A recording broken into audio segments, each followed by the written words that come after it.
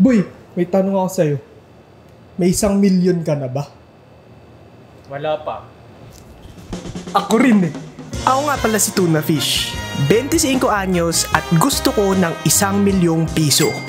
Pero bago ang lahat, hindi ako financial advisor. Gusto ko lang ibahagi sa inyo kung ano yung mga ginagawa ko para makaipon. Kasi alam naman natin na mga gastador tayo eh. Pero syempre hindi naman masama yun. Kasi unang trabaho, tapos malamang gusto lang din naman nating bilhin yung mga hindi natin nabibili dati. Pero yun nga, baka nga kasi sumasagad na at malay mo makatulong sa iyo itong video na to. Tsaka sino ba naman ang may ayaw ng 1,000,000? Kung may ma-advise ka boy sa batang ikaw para makapag-ipon ng 1,000,000, ano yun? Ang may advice ko para kailangan mo dumiskarte. Kung makakadiskarte ka ng gagawin mong magkaroon ng pera mo, mag-ipon ka, magtrabaho, sipagan mo lang. Kasi ngayon, marami namang kabataan na nasa murang edad lang pero kung makikita mo sila, milyonaryo na rin sila. So, pinagsipagan nila yung dumiskarte sila para kumita. Lalo na sa mga katulad ng mga nasa social media. Ngayon, kumikita sila ng libo-libo, 100,000, maabot pa ng milyon yung pera nila para lang sa diskarte nila. Paano masabi? Narinig niyo yung sinabi niya? Kailangan niyo mag-ipon. At para makapag-ipon, kailangan niyo ng budget. Kaya ngayon, withdraw muna tayo ng pera sabay mag-budget ng daily expenses. Pag weekdays, ang pinakauna kong gastos ay syempre yung commute papunta dito sa opisina. Constant naman yun, balikan, 156 pesos.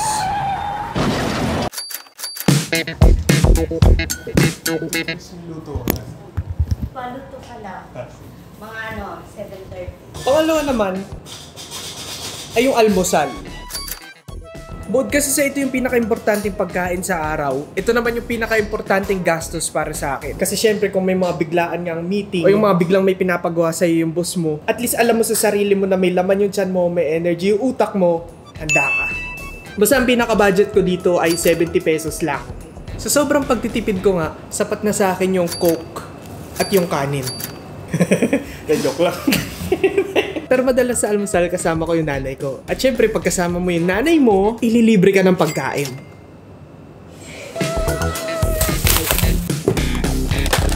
Ang pangatlong gastos ay ang tanghalian.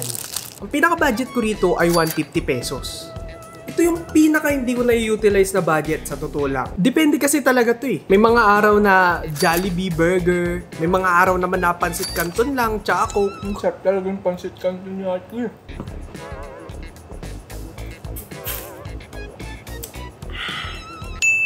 O kaya, kape lang, sapat na.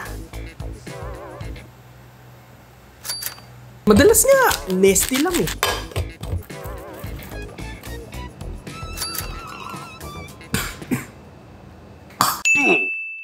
Di naman kasi talaga ako sanay kumain ng 2 beses sa isang araw. No boy, di naman ako kumakain ng 2 beses sa isang araw. No? Alam mo ba sa buhay, okay lang naman kahit lagi tayo nakatalikod. Di daw. Kaya madalas pang laman tiyan lang talaga. Unless may mabigat na trabaho sa araw na yun. Tapos syempre nalilibre din yung mga katrabaho mo paminsan-minsan. At may instances din na brunch. Napagsasama ko na yung budget ng almusal at ng lunch.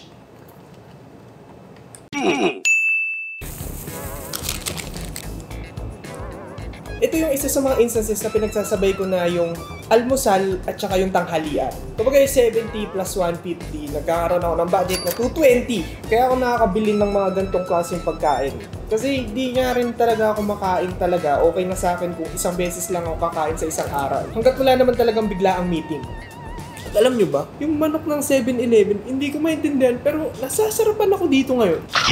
Tutusin, pasok na to sa pang-araw-araw eh. Kasi sulit na rin eh. Mabigat na rin sa tiyan eh. Siyempre, 2 kanin. Ang dami rin kasi talaga ng binibigay na kanin dito sa kantin sa amin. Kaya ang sulit na rin itong kinakain ko ngayon. Pero siyempre, may mga araw na dahil nga napondo yung mga budget. Dito kasi. Kumbaga hindi ko nagagamit. Wait lang, bigyan ko na itong gusto ito. Ginagamit ko yung excess na budget na yun para makabili ng pagkain na lagpas talaga dun sa budget.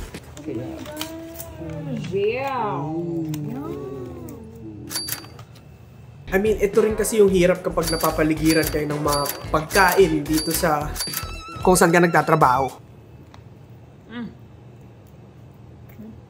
Pwede ka? Pag may naipon lang ako na budget, saka lang ako bumibili ng mga pagkain na lagpas budget. Kumbaga mga twice a month ko lang siguro to ginagawa. Kasi mahalaga pa rin sa akin magkaroon ng 1,000,000 piso. Kaya madalas, karinderya meals lang, sapat na. Ang ganda naman ng pagkaka-display niya.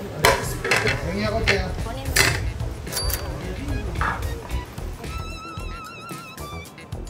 Ang gagibo yung lutong bahay. Lasang lutong bahay. Ang pang-apat o ang panghuling gastos ng weekday ay nangyayari lang tuwing Friday. Kasi ito na yung huling araw ng linggo at dito na bumabagsak lahat ng pagod na nadama mo sa buong linggo. Ang pinaka-pang-relax ko na lang kasi talaga ay panonood ng Netflix o na kahit anong pelikula. Tapos bumibili na lang ako ng food trip, kadalasan McDo. Pero ang pinaka-budget ko ay 150 pesos. Bali lumalabas na sa isang weekday, ang pinaka-budget ko talaga ay 400 pesos. Pag Sabado naman, andito lang talaga ako naglalagi sa bahay. Wala naman akong ginagastos pag Sabado. Unless may gala. Pero kasi sa savings ko na yun mismo binabawas. Ngayong October nga na Sabado, isa lang ang ginastusan ko na Sabado. Kasi technically Friday night pa yun at yun yung nagkaroon kami ng cravings ni James Boards. Extra hot. Extra chili. Ipiyan ka dito.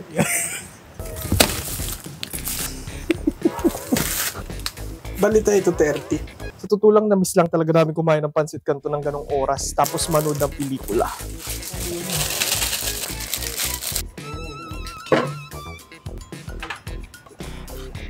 Tas hati pa kami ni James noon kaya ang pinaka nagastos ko lang talaga noon ay 50 pesos. Ang gusto kong sabihin. Kain tayo. Kain tayo.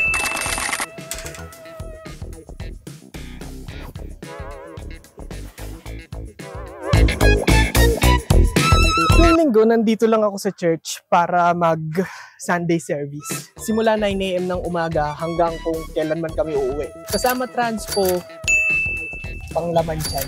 Pagkain sa lunch, ang pinaka-budget ko lang dito ay 450 pesos. May mga Sundays na tumatambay kami sa bahay ni Ryan pagkatapos ng service. Hirap, Gasti. Bakit? Nagkukulitan. Hindi ako na. Malakas talaga ako. Malakas talaga yan, James Barb yan eh. Nagbabangayan. Ano, Q40 seconds, tama ba yun? Tama ba yun? Tama yun. Mali yun, di ba? Hindi, walang mali dito. Lahat dito tama. Hindi, may tama. Ang galing eh! Ang galing! At syempre, may semi-food trip na rin. Push. Grabe, naglag.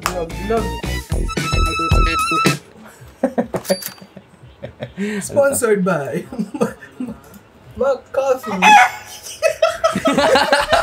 Pero syempre may isang Sunday sa isang buwan na sinusobra ko yon ng hanggang 1,000 piso. Lalo na kung alam ko may sumobrang budget. Tsaka syempre gusto mo rin naman tumikim ng iba't ibang restaurants.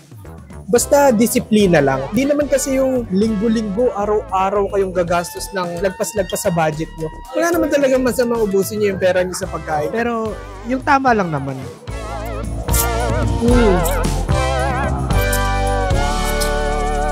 Ngayong may idea na kayo ng daily na gastos ko, i-calculate naman natin ang monthly na gastos.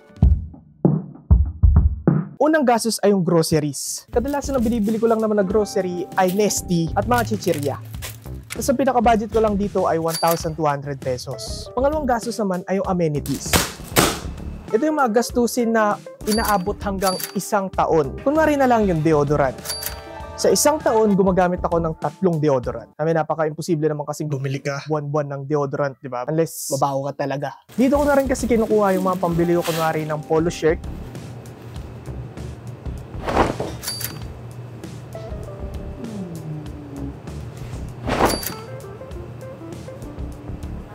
Pagputi bakat yung uto. Pero ang tinatabi ko pagdating sa amenities ay nasa 800 pesos. Dahil reasonable naman, 800 times 12 months ay 9,600 pesos. Pangatlo naman ay yung pagbayad ng bills. Sa ngayon, isa lang naman yung binabayaran ko bills dahil nakatira pa ako dito sa bahay ng aking inay at yun ay Converge. 1,500 a month lang naman siya. Bali yan na lahat ng gastusin ko sa isang buwan at ngayon, oras na para computein ang total na naiipon ko mula sa aking sahod. Bali, gumawa ako ng October 2024 na budget tracker. Kumbaga lahat ng dates simula October 1 hanggang 31. So ito yung theoretical. Tapos nandito yung commute, breakfast, lunch. Tapos kapag Friday, syempre dinadagdag ko na rin yung 150 dito sa lunch. Tapos naka-total expenses na agad. Syempre commute constant, tapos breakfast 70, tapos lunch 150. At lumalabas nga na total expense ko sa isang araw ay 400. Pero na nga lang pag Friday. Pag Sabado naman, kinout ko na yung 50 pesos siguro na gastos akong ano man, kasi di ko talaga sure kung anong ginagastos Sabado. Pero yun lang talaga. Tapos sa Sunday, commute 83, breakfast o yung snacks 50, tapos yung lunch 300 kasi kahit anong kinakain na namin, depende ko saan matripan. Pero yun yung pinaka-summary ng buong linggo. Tapos nilagay ko na dito sa groceries, amenities at bills. Di naman kasi nagbabago yan, constant naman yan. 1,200, 800, tas 1,500. Tapos ang total monthly expense ko ay 14,680. Na kung saan, kung ang sahod ko ay 22,000, hashtag sahod reveal, nakasave ako ng 7,320. Yan yung nabubulsa ko kada buwan. Ayos na. Pero syempre, yan yung theoretical data. Ngayon, dito tayo sa actual. Kung saan mas masaya. Sa actual, ang laki talaga ng natitipid. Ito. Kasi kung tutuusin, dito sa October, merong 5 walang pasok. Yung 14-15, tapos yung bagyong Christine na 23-25, walang pasok. Tapos syempre, ganun pa rin. Constant naman yung mga commute, di naman nagbabago yan. Yung breakfast, kung makikita nyo, ang daming libre agad. 3 araw, libreng diretso breakfast. Andiyan si Inay. Tapos nilagay ko na rin yung lunch kung libre, kung nagpakain yung mga workmates. Dito nga yung lunch ko, nasty lang eh. Pero nakalagay naman halos lahat na dito ng mga ginastos ko. Halos 2 Friday lang din ako gumastos. Itong sa October 11 lang, tapos itong sa October 25. Yan lang ako gumastos ng 150. Tsaka kung tutusin, talagang hindi talaga ako lumalagpas ng budget eh, kung titingnan yung maigi yung data eh. Tapos syempre, yung groceries, amenities, bills, constant pa rin naman yan. Pero tingnan nyo naman kung magkano lang yung total monthly expense kapag actual. 11,593 halos. Na kung saan, nakakasave ako ng 10,407. O diba? Ang laki ng natitipid ko kapag actual. Isipin nyo, yan yung nabubulsa ko kada buwan. Tapos syempre yung iba lalaki na taas, pero almost ganyan, 9 to 10K yung naliligtas ko dahil nga nakatira pa naman ako dito sa bahay ng aking inay. Kaya kung tutusin, 100 months lang, magkakaroon na ako ng 1,000,000 piso. Gagstug. Basta hindi lang ako magiging gastarol. Naisip mo ba dati na kailangan ng extra income? As a Maranao na mga Muslim, nasa kultura na namin yung pagiging business-minded eh. So, bata pa lang ako, nasa isip ko na yung business. Secondary ko lang yung trabaho. Primary namin yung business. Parang naisip ko na parang ko lang yung trabaho. Kumbaga, parang ito na extra income extra income lang yung Tapos yung primary business na agad yung business. Talaga, oo. Pagdating naman sa extra income, dati kasi nung estudyante ako, nag-edit ako ng mga videos sa kung kani-kanino. Ngayon naman, nagbabayan sell ako specifically ng retro consoles. I mean, nababahagi ko naman yung iba kong mga kwento patungkol dito sa mga good deals. At ngayon, isi-share ko sa inyo yung mga para sa akin, mga astig na deals at nakakuha talaga ako ng okay na profit. Kaya yung pag-buy and sell talaga ng retro console, so kahit anong item na may value, goods din talaga silang investment. Itong DS Lite na to, nakita ko na for sale siya ng 500 pesos, pero nung tinanong ko naman si seller kung may lowest price pa siya, sabi naman niya kaya niya pa ng 300. I mean, nung chinek ko naman yung mga pictures, mukhang okay pa naman talaga yung item. May mga konting dumi lang na alam ko naman sa sarili ko na kaya kong linisin. Kaya, gini ko na. Tapos konting kalikot nga lang dun sa item at linis, napa-under ko naman. Moment of truth.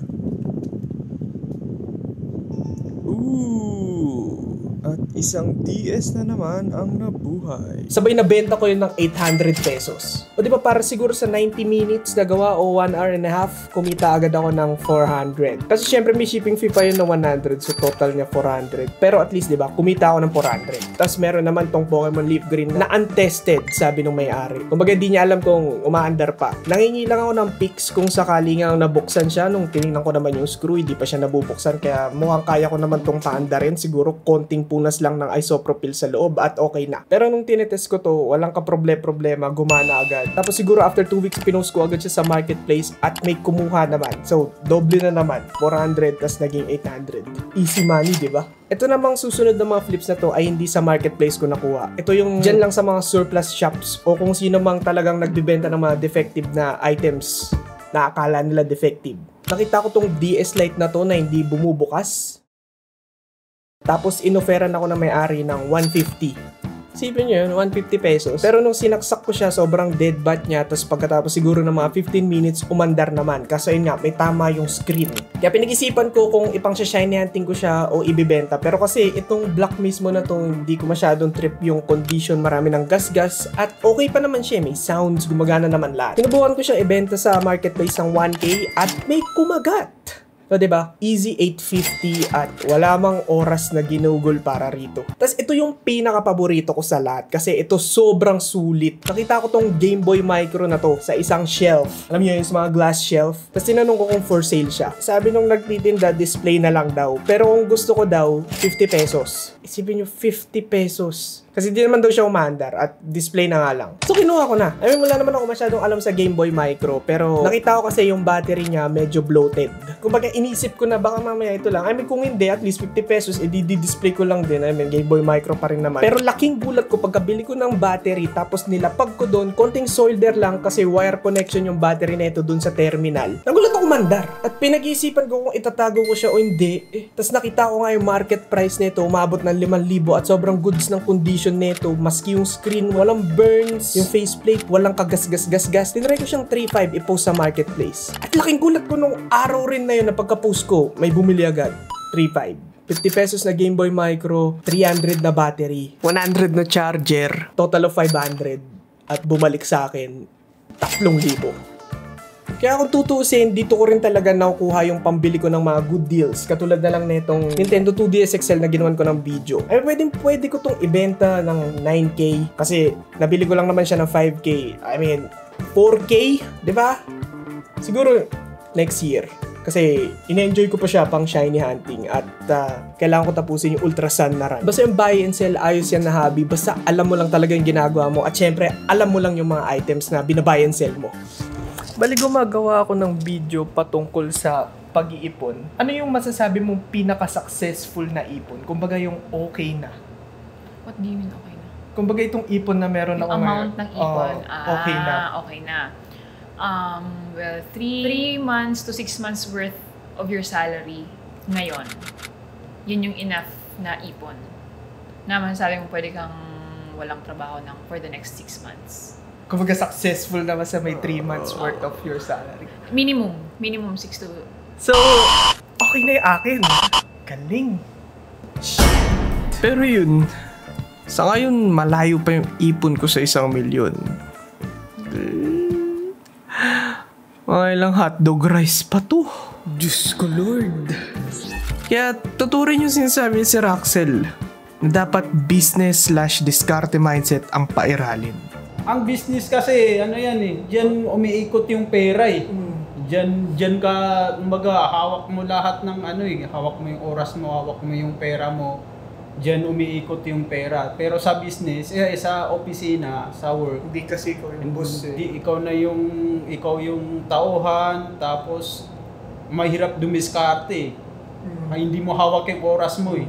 Kung ano lang yung sahod mo, yun lang yung tatanggapin mo. Tapos, kung wala kang diskarte, hanggang dun lang yung kita mo. Dun sa kunwari, masahod ka ng 15,000. Tapos yung 15,000 na yun, gagastusin mo sa isang buwan na yun. Yun na yung monthly mo. Hindi yun aabot ng 1,000,000. Ang realidad kasi yung sahod natin di aabot ng 1,000,000 piso. O masyado matagal pa, mauumay ka na. Pero sa diskarte at tiyaga, na may striktong disiplina, yan yung magiging daan para makamit natin ang inaasam na 1,000,000 piso.